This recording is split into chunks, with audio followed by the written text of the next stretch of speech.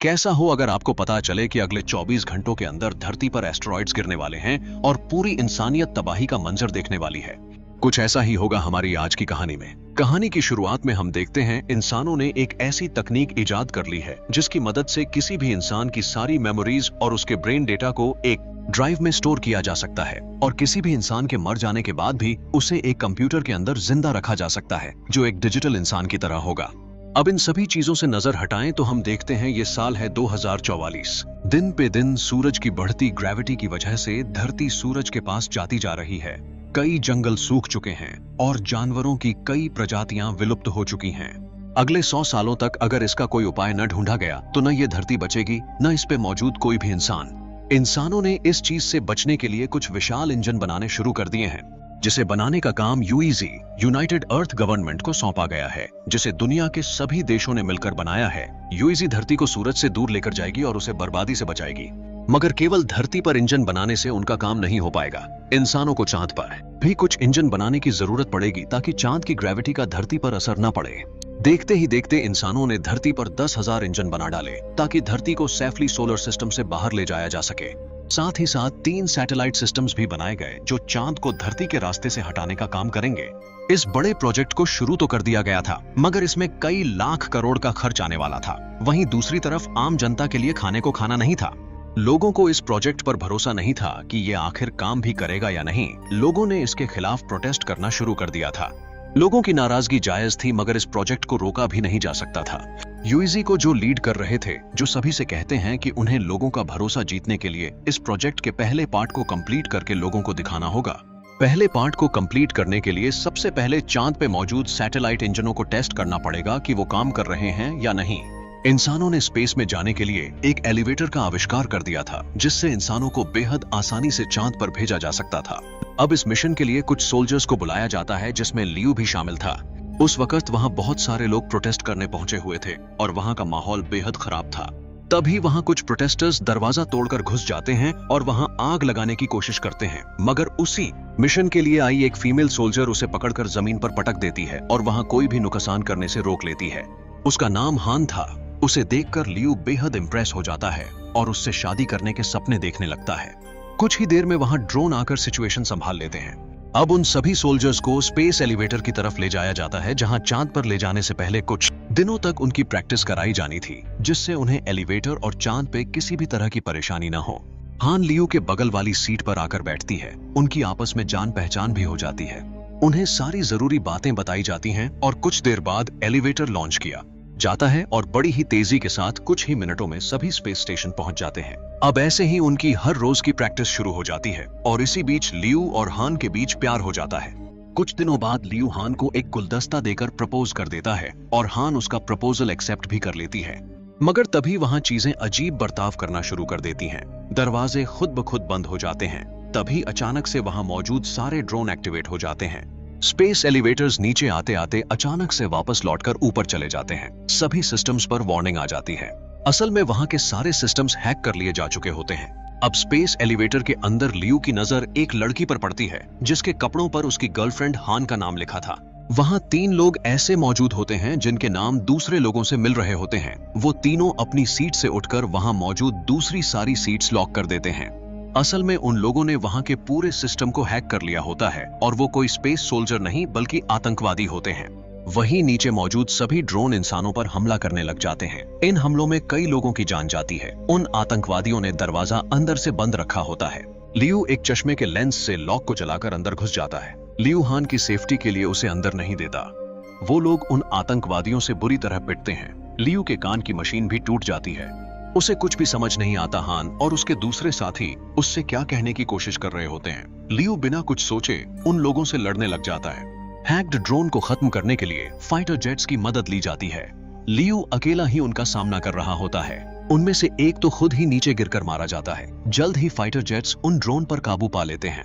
System को दोबारा restart किया जाता है और एलिवेटर एक बार फिर उनकी कंट्रोल में आ जाता है। एलिवेटर को तुरंत ही नीचे की तरफ वापस लाया जाता है। इतने में लियू 2 आतंकवादियों को खत्म कर चुका होता है मगर एक आतंकवादी अभी उस पर भारी पड़ रहा होता है। तभी दरवाजे की दूसरी तरफ हान बड़े कामों में इस्तेमाल होने वाले एक लोहे के हाथ की मदद से वहां के शीशे तोड़कर अंदर आ जाती है और उस आतंकवादी से लड़ने में लियू की मदद करती है। आखिर में वो आतंकवादी किसी तरह मारा जाता है, मगर इन मसलों में स्पेस स्टेशन का एक बड़ा हिस्सा टूटकर सीधा जमीन पे गिरने लग जाता है। इसके वजह से उस जगह पर बहुत ज्यादा तबाही हो जाती है। स्पेस एलिवेटर में भी मौजूद कुछ लोग घायल हो जाते हैं, मगर लियू हान को प्रोटेक्ट कर लेता है और उसे एक चोट तक नहीं आने देता। सारे लोगों को हॉस्पिटल ले जाया जाता है। कुछ लोगों को बचा लिया जाता है, मगर बहुतों की जान जाती है। अब इन सब के बाद लियू से उसका कमांडर जैंग मिलने आता है और इस हादसे को 7 महीने गुजर जाते हैं। अब हम यूईजी के लीडर जाओ को देखते हैं, जिसने अपनी असिस्टेंट को एक स्पीच तैयार करके दी है जिसमें बहुत सी जरूरी बातें लिखी हुई होती हैं। अब हम देखते हैं कि स्पेस एलिवेटर के तबाह होने के बाद लोगों का भरोसा इस प्रोजेक्ट से पूरी तरह उठ चुका होता है और अब बॉम्ब ब्लास्ट और प्रोटेस्ट और भी ज्यादा बढ़ जाते हैं। यूईजी की एक बड़ी मीटिंग के वक्त जब जाओ की असिस्टेंट स्पीच दे रही होती है, उसी वक्त वहां की लाइट चली जाती है और तभी वहां उसका एक रिप्रेजेंटेटिव आकर जाओ से कहता है कि सिचुएशन बेहद खराब हो चुकी है। क्या इस प्रोजेक्ट को आगे बढ़ाना सही भी होगा या नहीं? जाओ इस प्रोजेक्ट को किसी भी हालत में आगे बढ़ाना चाहता था, मगर हालात उसका साथ बिल्कुल नहीं दे रहे थे। मुश्किलें और भी ज्यादा बढ़ती जा रही थीं। इन सब के बाद भी जाओ इस प्रोजेक्ट को नहीं रोकता और इसे आगे बढ़ाने का फैसला करता है। अब हम एक चीनी साइंटिस्ट हेंग्यू को देखते हैं जो एक प्रिजर्व बॉक्स से उठता है। उस वक्त वो सभी चांद पर होते हैं जिन्हें धरती से भेजा गया होता है। कुछ सालों पहले हेंग्यू की बेटी एक कार एक्सीडेंट में मारी गई थी, लेकिन गुजरने से कुछ ही देर पहले उसने अपनी बेटी के दिमाग को एक हार्ड ड्राइव में स्टोर कर लिया था और डिजिटल लाइफ की मदद से उसने अपनी एक डिजिटल बेटी बना ली थी जिससे वो अक्सर बातें किया करता था। अब धरती से चांद पर नए मिशन के लिए कुछ सामान भिजवाया जाता है जिसमें एक बेहद खास कंप्यूटर मौजूद होता है जिसे एक बार शुरू कर दिया जाए तो वो खुद ब खुद ही सारी चीजें समझ जाएगा और चांद पर नए इंजन तैयार करना शुरू कर देगा। पूरी दुनिया में ऐसे केवल 4 कंप्यूटर ही मौजूद थे। उस कंप्यूटर को 530C नाम दिया गया था। अब उस कंप्यूटर को काम पर लगा दिया जाता है जो बेहद तेजी से नए इंजन तैयार करने में लग जाता है। अब हेंग्यू का एक सीनियर लीडर मिस्टर मा उसे एक कुछ साल पुरानी ड्राइव लाकर देता है जिसमें हेंग्यू का दिमाग भी ठीक उसी तरह से स्टोर होता है जैसे उसने अपनी बेटी का दिमाग एक ड्राइव में स्टोर कर रखा होता है।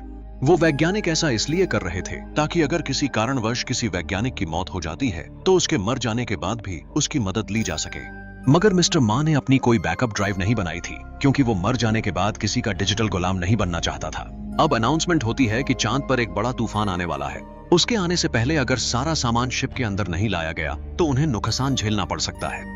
अब बैठे बैठे हेंग्यू याद करता है कि कैसे वो और उसकी फैमिली खुशी खुशी एक गाड़ी में कहीं जा रहे थे, मगर तभी एक ट्रक ने बेहद जोर की टक्कर मारी। इस हादसे में उसकी बीवी तो तुरंत ही चल बसी, मगर बेटी कुछ दिनों के लिए अस्पताल में जिंदा थी। उस समय में डिजिटल लाइफ तकनीक बेहद नायाब थी और हेंग्यू उसे अफोर्ड नहीं कर सकता था, तभी उसकी मदद मिस्टर मा ने की थी। अब हम देखते हैं कि हार्ड ड्राइव 550A अब अपनी पूरी क्षमता तक जा चुका था और हेंग्यू की डिजिटल बेटी के पास जीने के लिए केवल थोड़ा सा समय ही बचा था। मगर हेंग्यू उसे एक पूरी जिंदगी देना चाहता था जो केवल नए कंप्यूटर 550C से ही संभव थी। मगर उसका सीनियर मिस्टर मा उसे 550C नहीं दे सकता था क्योंकि उसका इस्तेमाल पूरी तरह से इंजन बनाने के लिए किया जाना था। अब वो सभी धरती से आया सामान शिप की तरफ लेकर बढ़ रहे होते हैं और कुछ ही देर में तूफान बहुत तेजी से आकर उनसे टकराता है। वो लोग बहुत कोशिश करते हैं मगर उनका थोड़ा बहुत नुकसान हो ही जाता है। स्पेस शिप के अंदर आकर उनका दम घुटने लग जाता है, मगर किसी तरह उन सभी की जान बच जाती है। अब उस तूफान में वो लोग नए कंप्यूटर 550C को नहीं बचा पाते और अगले 3 दिनों में इंजन की टेस्टिंग होने वाली होती है। हेंग्यू उन सब से कहता है कि उसके पास एक 550A कंप्यूटर मौजूद है जिसे वो लोग काम पर लगा सकते हैं, मगर हेंग्यू की एक शर्त थी कि वो 550A की डेवलपमेंट में अपने सीनियर मिस्टर मा के साथ जाना चाहता था। अब कोई दूसरा ऑप्शन न होने के कारण मिस्टर मा उसकी बात मान लेता है। 550A कंप्यूटर को इंजन से जोड़ा जाता है। कुछ देर बाद कंप्यूटर को शुरू कर दिया जाता है और फिर एक खतरनाक रोशनी के साथ इंजन शुरू हो जाता है। ये इंजन चांद को कुछ सेंटीमीटर तक सरका देती है। अब वो लोग धरती पे भी मौजूद एक इंजन चालू करते हैं जो एक भयानक शॉक वेव के साथ शुरू होता है और धरती को अपनी जगह से सरका देता है। ये देखकर सभी को अंदाजा हो जाता है कि उनका मिशन बेकार नहीं जा रहा। जनता भी उन पर भरोसा करने लग जाती है और इसी खास मौके पर लियू हां को एक रिंग देकर शादी फिक्स कर लेता है और कुछ ही दिनों में उनकी शादी हो जाती है। अब इंजन बनाने का काम बेहद तेजी से आगे बढ़ने लगता है। अब सारे देश मिलकर एक नया प्रोजेक्ट शुरू करते हैं जिसमें सभी जमीन के नीचे एक नया शहर बनाने की शुरुआत करते हैं। पृथ्वी को उसकी जगह से हटाते ही दिन 24 घंटे से सीधे 60 घंटे का हो जाने वाला था।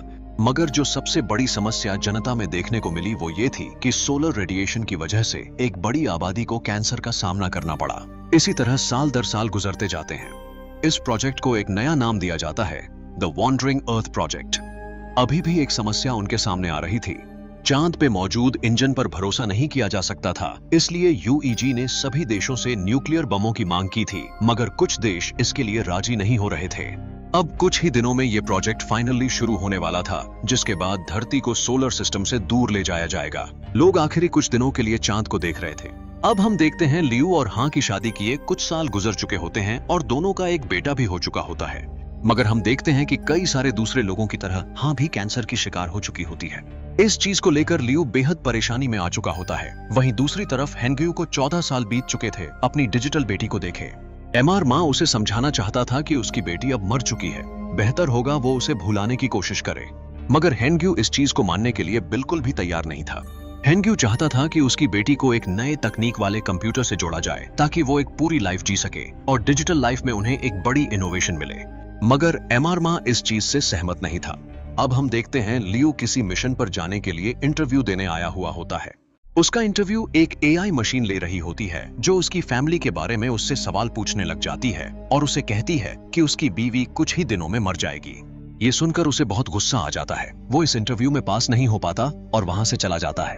अब अंडरग्राउंड सिटी में जाने के लिए लोगों को पासेस बेचे जा रहे होते हैं। लियू पासेस खरीदकर हॉस्पिटल हां से मिलने चला जाता है। धीरे धीरे रात हो जाती है और हां लियू से कहती है कि वो इन आखिरी दिनों में एक बार अपने होम टाउन वापस जाना चाहती है। अब हम देखते हैं हेंग्यू अपनी बेटी को बेहद मिस कर रहा होता है। वो खुद को रोक नहीं पाता और कई सालों बाद एक बार फिर उस ड्राइव का इस्तेमाल करके अपनी बेटी को देखता है। हेंग्यू उसे देखते ही रोने लग जाता है।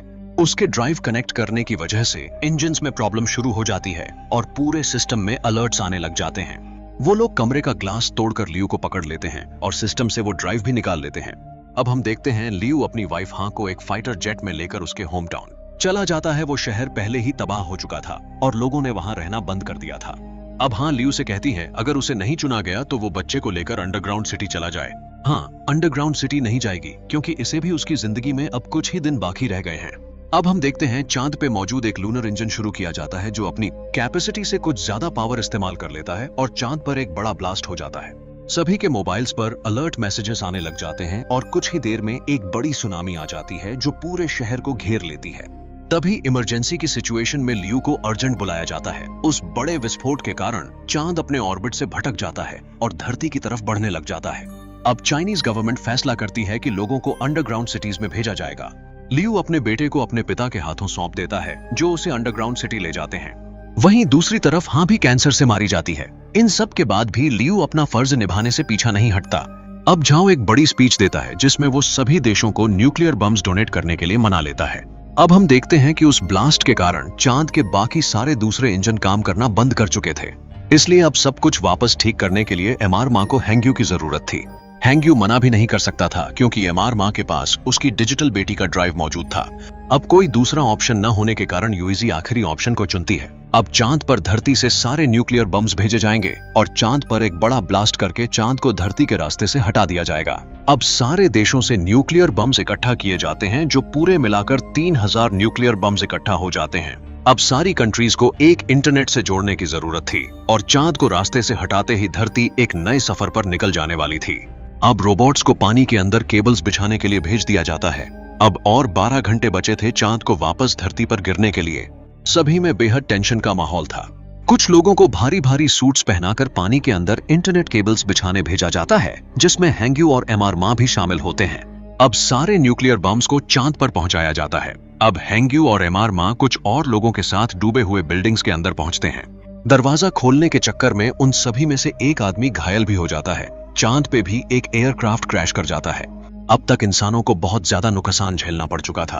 अब खराब सिचुएशन को देखते हुए एस्ट्रोनॉट्स वापस धरती पे जाने का फैसला करते हैं, मगर लियू जाने से मना कर देता है और स्पेसक्राफ्ट का दरवाजा बाहर से बंद करके न्यूक्लियर बम सेट करने का फैसला करता है।